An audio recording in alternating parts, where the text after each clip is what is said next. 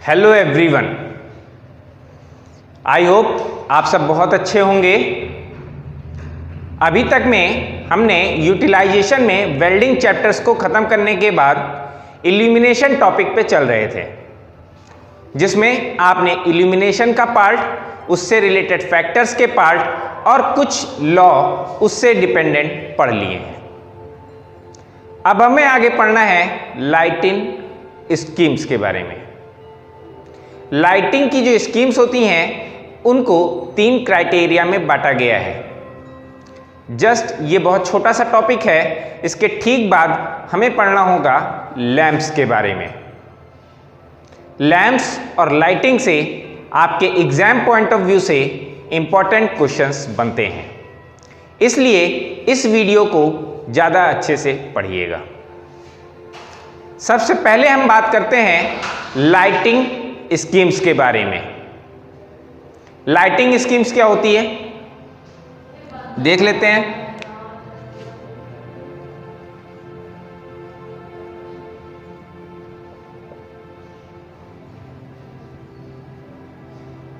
Lighting schemes,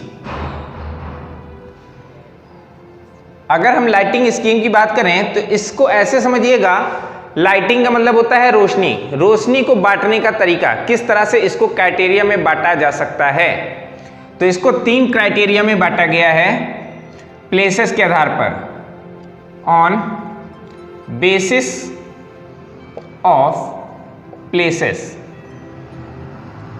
places के आधार पर इसको 3 पार्ट में बांटा गया है। Basis of places, there are 3 types of lighting scheme.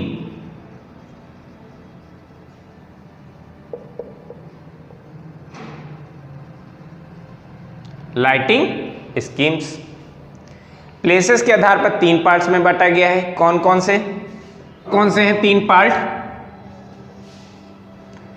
पहला, आप घर के अंदर हो तो इंटीरियर प्लेस, मतलब इंटीरियर लाइटिंग स्कीम। घर के अंदर हो तो इंटीरियर, घर के बाहर हो तो exterior. Exterior lighting schemes. Next, इसमें क्या आता है? घर के अंदर की बात हो गई, घर के बाहर की बात हो गई। अब घर के बाहर भी कई टाइप आ जाएंगे, जैसे पब्लिक प्लेस। तो पब्लिक प्लेसेस, इसमें कितने भी आ सकते हैं, गार्डन हो गया, रोड लाइट्स हो गई, ये सब चीज़ें तो पब्लिक प्लेस में आ गया ये सब। तो लाइटिंग स्कीम्स को 3 पार्ट में बांटा गया है, इंटीरियर लाइटिंग, एक्सटीरियर लाइटिंग और पब्लिक प्लेस। इसके आधार पे देखते हैं। अब बात करेंगे इंटीरियर लाइटिंग्स के ऊपर। इंटीरियर लाइटिंग को हमने 5 क्राइटेरिया में बांटा हुआ है, जिसमें कि इंटीरियर लाइटिंग की बात कर रहे हैं तो सबसे पहले आ गया डायरेक्ट लाइटिंग।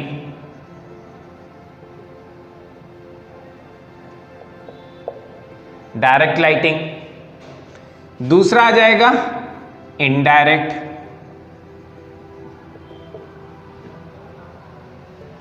डायरेक्ट हो गया, इनडायरेक्ट हो गया, तो इसी का हाफ कर दिया semi direct. Semi indirect.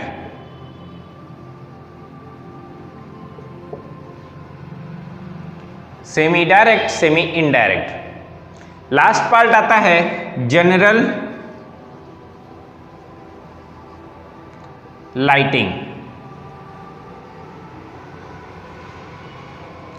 General lighting, इसको ऐसे बांट लीजिए, 1 2 3 4 5। इंटीरियर लाइटिंग के 5 types: direct lighting, indirect lighting, semi direct lighting, semi indirect lighting और जनरल लाइटिंग। इन्हीं 5 क्राइटेरिया के बारे में बहुत थोड़ा थोड़ा जानना है, सबके बारे में बहुत ज़्यादा नहीं पूछा जाता। यहाँ पे भी हम इसको अलग से इतने से में भी हम बता सकते हैं, लेकिन हम अलग अलग लिख लेते हैं। सबसे पहले पढ़ेंगे डायरेक्ट लाइटिंग के बारे में। डायरेक्ट लाइटिंग स्कीम, इसमें क्या हो गया, डायरेक्ट की बात हो रही है तो यहां से समझिएगा डायरेक्ट क्या है, मतलब क्या चीज डायरेक्ट किया जा रहा है। जो लाइट पड़े किसी भी सरफेस पे डायरेक्टली पड़े, जो लाइट पड़ रही हो वो किसी भी सरफेस पे कैसी पड़ रही हो, डायरेक्ट पड़ रही हो। मान लीजिए हमने कोई टॉर्च लिया, ये टॉर्च है और इस टॉर्च से डायरेक्ट इस सरफेस पे, मतलब इस टॉर्च की जो लाइट हो वो सीधे सीधे इस पे जाके गिरे, तो इसे कैसी लाइटिंग कहेंगे, direct lighting.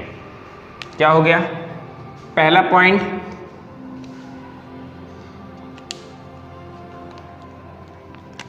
Most common used lighting, सबसे ज्यादा यूज होने वाली लाइटिंग यही है। फिगर्स के तौर पे अगर समझना होगा, समझ लीजिए ये एक लाइट का पोर्शन है, बल्ब का हिस्सा, जिसमें से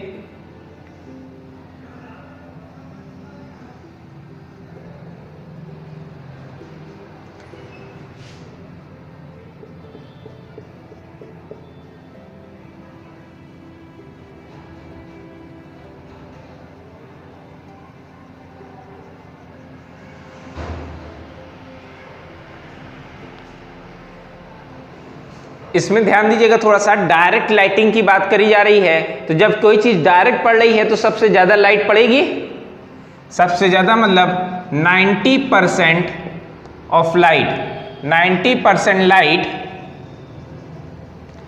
डायरेक्टली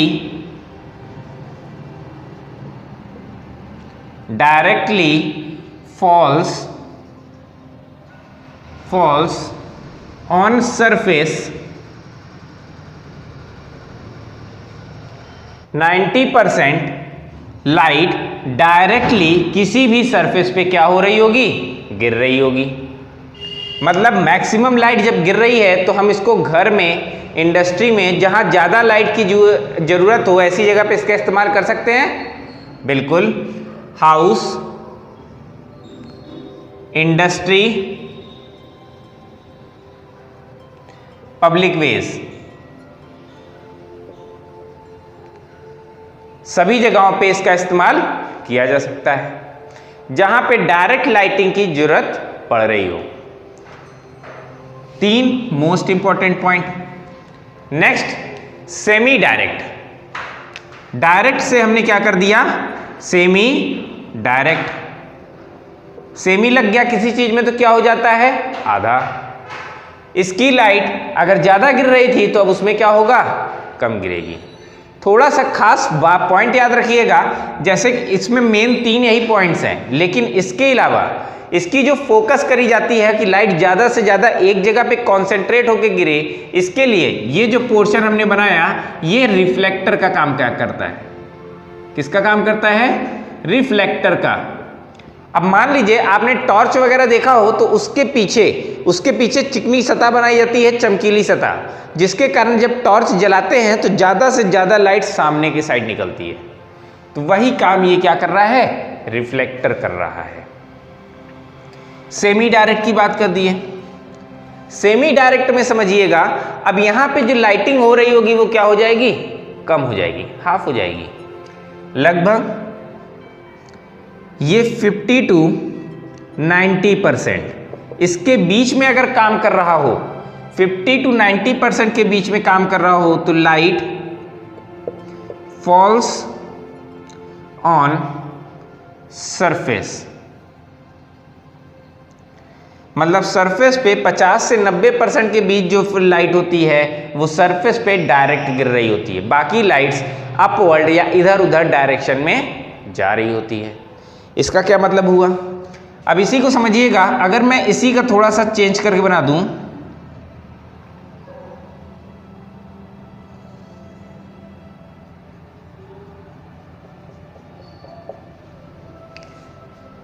अब इसमें जो रिफ्लेक्टर बनेगा,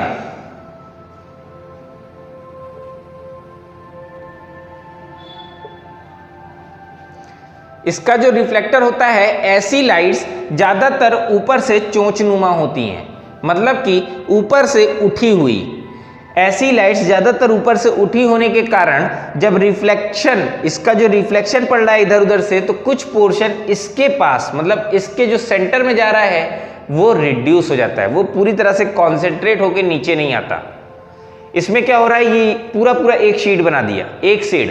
तो अब जैसे गिरेगा तो लाइट सीधे सीधे सामने आ रही है, लेकिन इसके अंदर कुछ लाइट, मतलब जो लाइट इसके बीच में पड़ रही होगी या कहीं इधर उधर से पड़ के इसके सेंटर पे आ रही होगी, वो लाइट पूरी तरह से बाहर नहीं आ पाएगी। इसलिए इसको कुछ ऐसा चोंचनुमा बनाया जाता है इसको। तो 50 से 90% लाइट क्या होती है, सरफेस पे गिर रही होती है। कहाँ यूज कर सकते हैं, reception,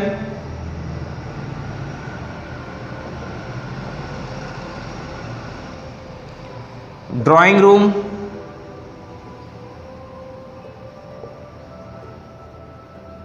hospital,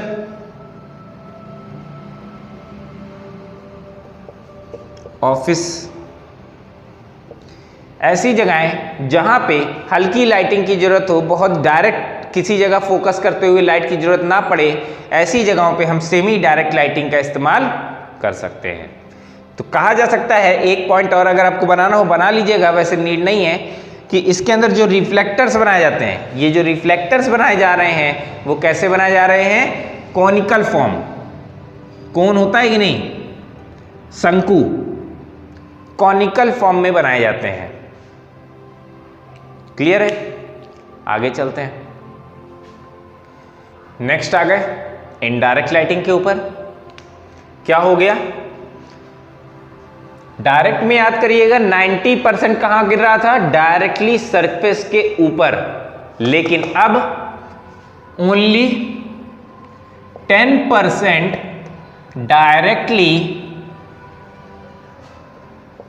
directly falls on the surface। Surface पे डायरेक्ट जो पड़ रहा हो वो केवल कितना पड़ेगा, 10%, बाकी रिमेन्स 90%। बाकी 90% का क्या हुआ, रिमेन्स 90% फॉल्स अपवर्ड,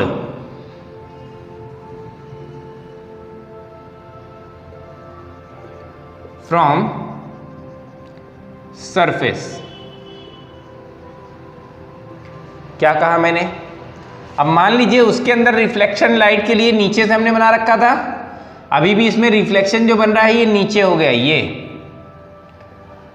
अब लाइटिंग जो उसमें पड़ रही थी वो इधर से निकल रही थी, इस जगह से निकल रही थी, इसमें भी निकल रही है, लेकिन अब यहां की लाइटिंग, अब स्टैंड हमने किधर कर दिया, ऊपर कर दिया, उल्टा बल्ब लगा दिया।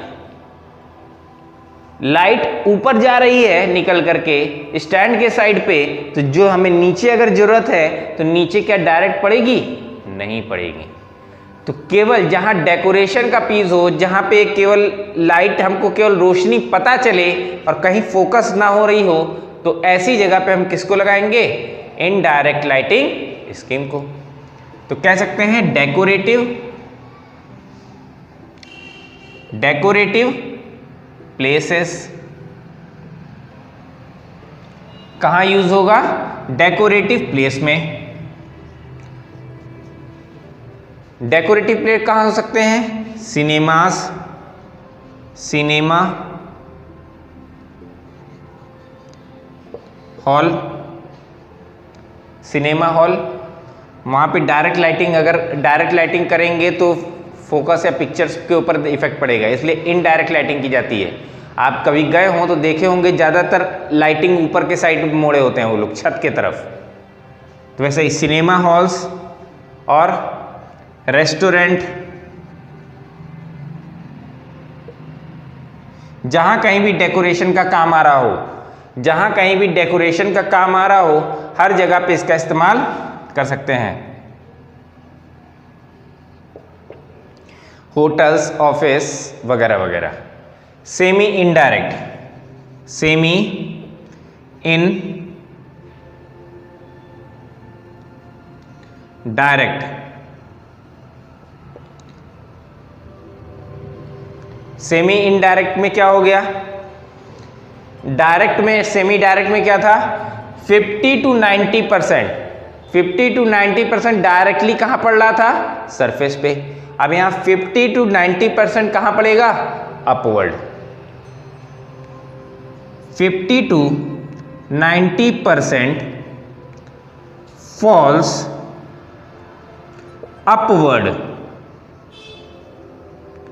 From the surface. सेम वैसे ही दोबारा इसको बना लीजिए।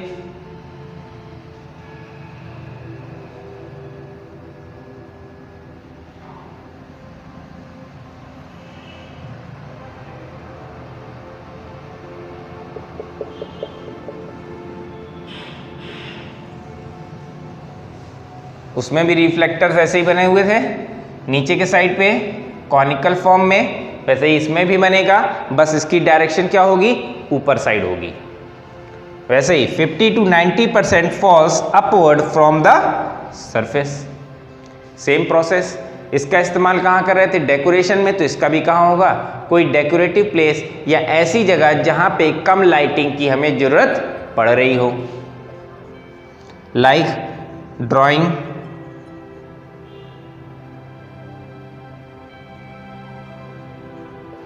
रूम। ड्राइंग रूम, घर के ड्राइंग रूम में ज़्यादातर जहाँ मेहमान वगैरह आने वाले हों तो ऐसी जगह पे डेकोरेटिव प्लेस की जगह मतलब डेकोरेटिव लाइट्स हम लगाते हैं, लेकिन इतनी भी कम नहीं लगाते कि वो लाइटिंग ही जलाते रह जाएं। कम लाइटिंग हो लेकिन ऐसी हो कि वहाँ रोशनी भरपूर रहे, इसलिए वहाँ पे कैसी जगह, सेमी इनडायरेक्ट लाइटिंग का इस्तेमाल करेंगे। डायरेक्ट पढ़ लिया, सेमी डायरेक्ट पढ़ लिया, इनडायरेक्ट, सेमी इनडायरेक्ट। लास्ट आता है जनरल लाइटिंग। जनरल लाइटिंग में भी क्या सेम प्रोसीजर है, बस वहां पे क्या हो गया, सभी जगह पे, मतलब चाहे ऊपर की बात करें चाहे नीचे की बात करें, हर जगह पे लाइटिंग कैसी हो, एक बराबर से पड़ रही हो। मान लीजिए इसका पूरा ये सरफेस हो गया, ये गोल बल्ब जो कि कहीं से रोटेशन में लगा हुआ है। जैसे आपने क्लब वगैरह देखा होगा जहाँ पे डांसिंग वगैरह या बड़े हॉल वगैरह जहाँ पे हो, लंबी लंबी लाइट्स लटकी रहती हैं, ऐसी जगह पे हम इसका इस्तेमाल कर रहे हैं। तो इसमें सभी जगहों से लाइट बराबर से निकलती हैं, इस टाइप से गोल बल्ब हो गया जिसमें सभी जगह से लाइट बराबर से निकल रही हो। तो इससे हम कैसे, इस टाइप की लाइट्स क्या होंगी, जनरल लाइटिंग। लिख भी लेते हैं अभी इसके बारे में। अब देखेंगे जनरल लाइटिंग के बारे में। क्या था ये, मैंने क्या कहा, ऐसी लाइट्स जो कि हर तरफ से बराबर से लाइट्स निकाल रही हो, मतलब ऊपर भी उतनी दें नीचे भी उतनी दें। तो कह सकते हैं 50%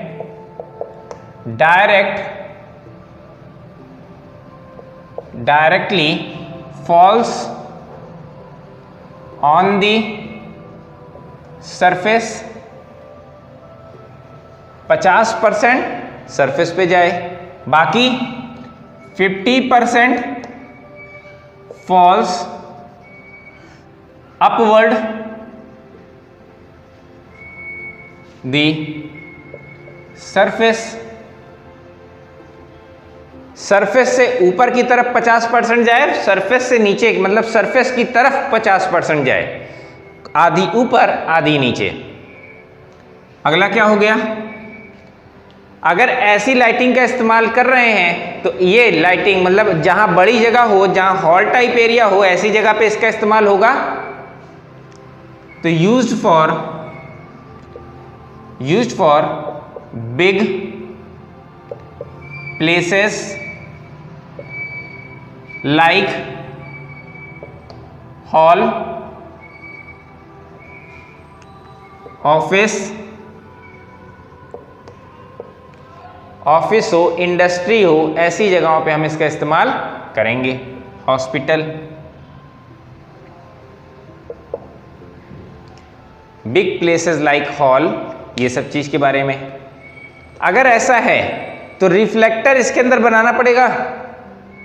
उसमें रिफ्लेक्टर लगाया था, इसके ऊपर मान लीजिए ये बल्ब है, इसी के ऊपर हमने रिफ्लेक्टर लगा दिया। इसी के ऊपर अगर हमने मान लीजिए ये रिफ्लेक्टर लगा दिया तो ये पूरी लाइटिंग को, ऊपर की ये जो लाइट ऊपर जा रही है वो वापस रिफ्लेक्ट होकर के नीचे आएगी कि नहीं आएगी? तो अब रिफ्लेक्टर की एक्स्ट्रा जरूरत नहीं है, लेकिन इसके जो ग्लास बनाए जाते हैं, ये जो ग्लास बना हुआ है वो ऐसा बनाया जाता है कि वो काम कैसा करे? रिफ्लेक्टर की तरह। तो कह सकते हैं bulb and reflector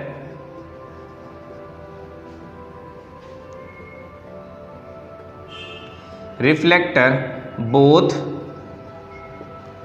are diffusing,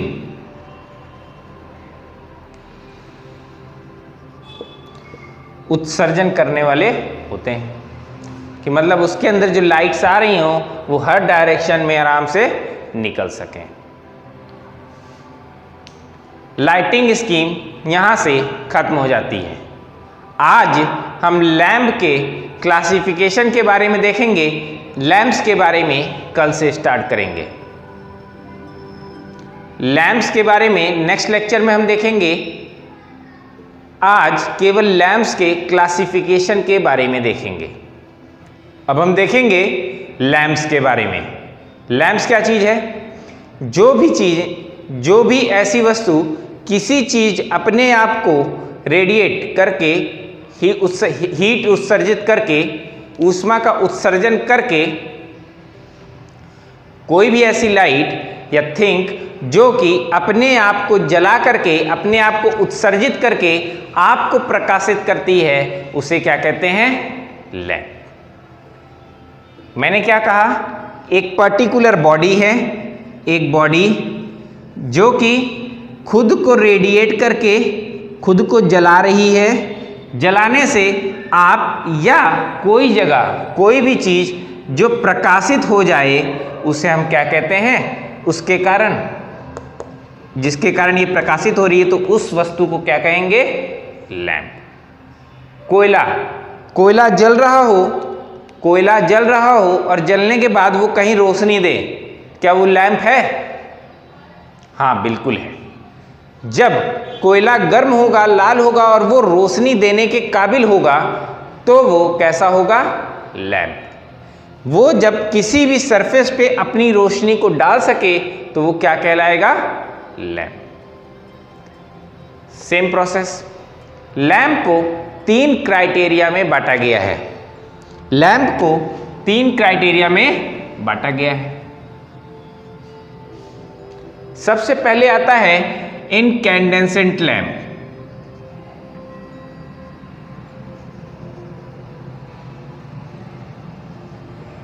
incandescent lamp, INCANDENSCENT।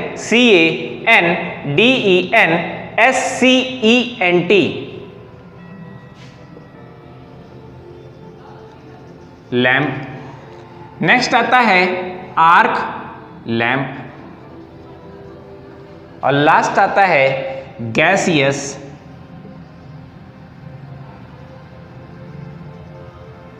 Discharge lamp.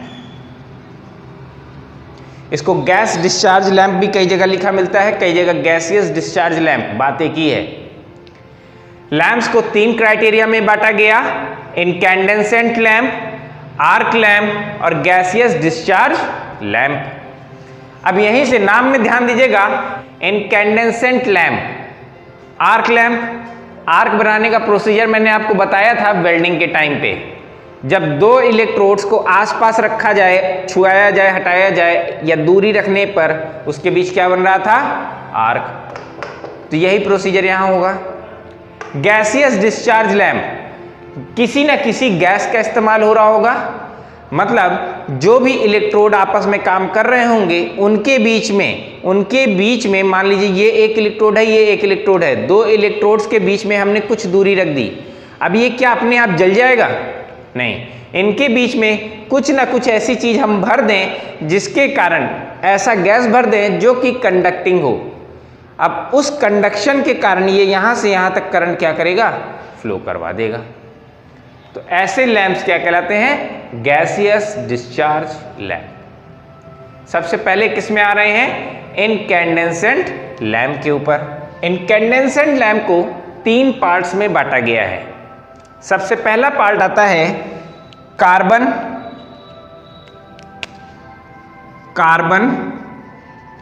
Filament lamp. सबसे पहला क्या आता है, कार्बन फिलामेंट लैंप।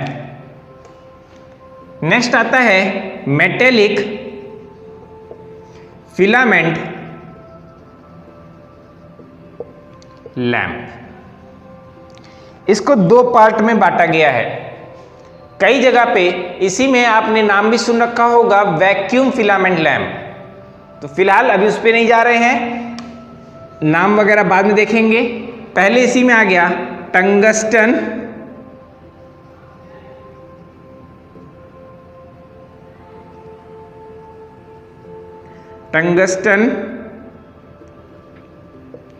फिलामेंट और gas filled tungsten filament.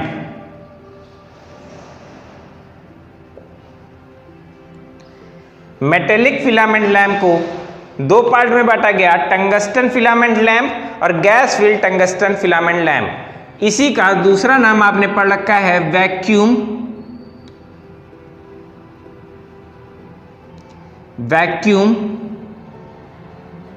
Metallic filament lamp. Vacuum metallic filament lamp. आखिरी आता है हैलोजन लैंप।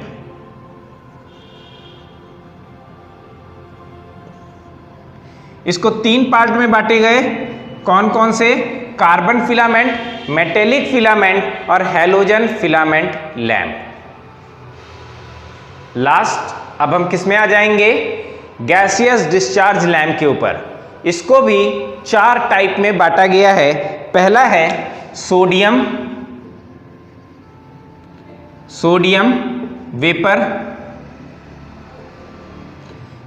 Vapour lamp. दूसरा है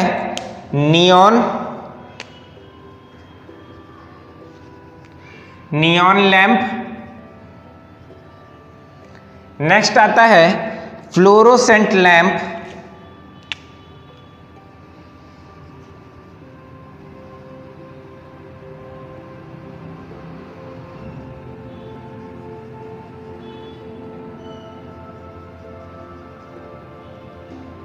फ्लोरोसेंट लैंप और लास्ट आता है मरकरी वेपर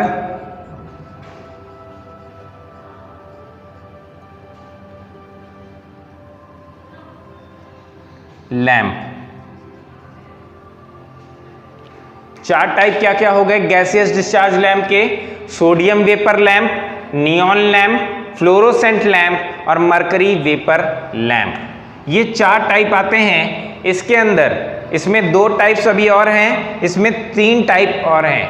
हम अभी टाइप्स में नहीं जा रहे हैं, केवल इसी के बारे में जान लीजिए कि गैसियस डिस्चार्ज लैंप में sodium vapour, neon lamp, fluorescent lamp और मरकरी वेपर लैंप। वैसे ही इनकैंडेसेंट लैंप में carbon filament lamp, metallic filament lamp और हाइलोजन लैंप। इतने के अलावा एक एक्स्ट्रा लैंप होता है आर्क लैंप। टोटल लैंप्स को इतनी क्राइटेरिया में बांटा गया है, इतनी कैटेगरी में बांटा गया है। अब हम आगे पढ़ेंगे, स्टार्ट करेंगे इनकैंडेसेंट लैंप से। इनकैंडेसेंट लैंप स्टार्ट करें उससे पहले हम जानेंगे कि आप सभी के साथ एक बहुत बड़ी परेशानी आ रही है कि सर हम लोग समय निकाल के पढ़ नहीं पा रहे हैं या पढ़ने बैठ रहे हैं तो नींद आ जा रही है। लाइफ में हमेशा याद रखिए, नींद आपको तभी आएगी जब आपने गोल को अपने छोटा मान रखा हो। अगर गोल आपका बड़ा है, आपके ड्रीम्स बड़े हैं, तो वो हमेशा ही आपकी नींदें उड़ा देंगे।